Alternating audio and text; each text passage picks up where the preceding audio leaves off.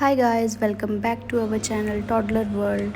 तो आज के व्लॉग में आप देखेंगे कि हमने कैसे ईवू का जो है वो शूट किया। तो मैंने आपको पिछले व्लॉग में बताया था कि ईवू का जो है वो बर्थडे आने वाला है, तो उसी के लिए हमने इसका एक प्री बर्थडे शूट करवाया।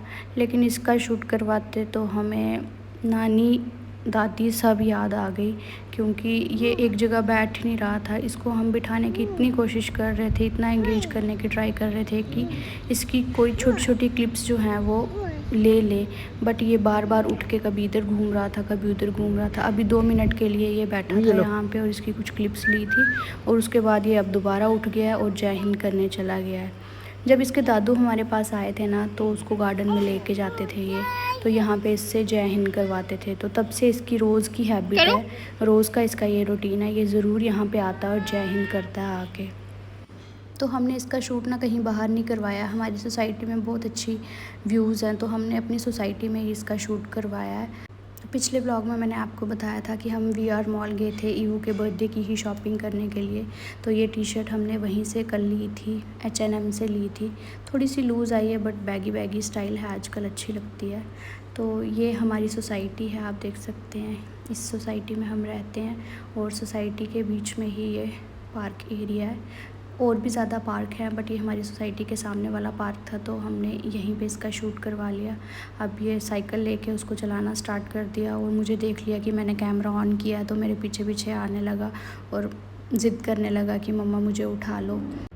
मेरे पास पहुंच गया ना, तो खुश हो गया कि मैंने मम्मा की फ़िंगर पकड़ ली और मम्मा के पास पहुंच गया हूँ मैं।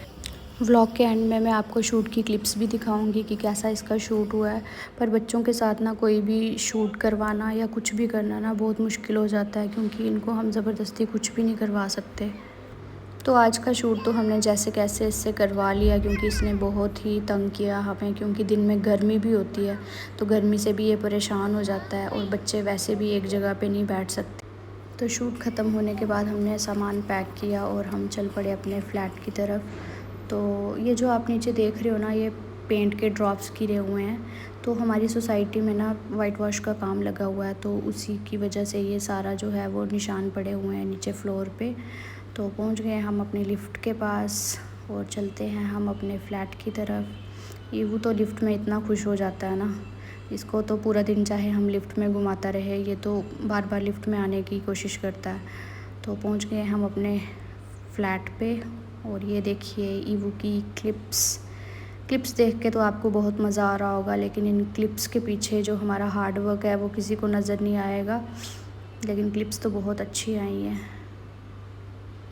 घर आने के बाद मैंने ईवू का चेंज करवाया और इसके लिए डिनर बना के इसको डिनर करवाया, और अब इसको ब्रश करवा रही हूँ। और इसको ब्रश भी बैठ के नहीं करना है, देखिए इधर भी शरारती कर रहा है, अपनी चेयर पे जाके बैठ गया है।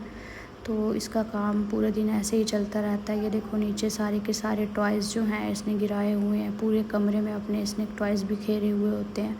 तो बच्चों का घर तो ऐसे ही होता है और मुझे अच्छा लगता है। So thank you guys, thanks for watching.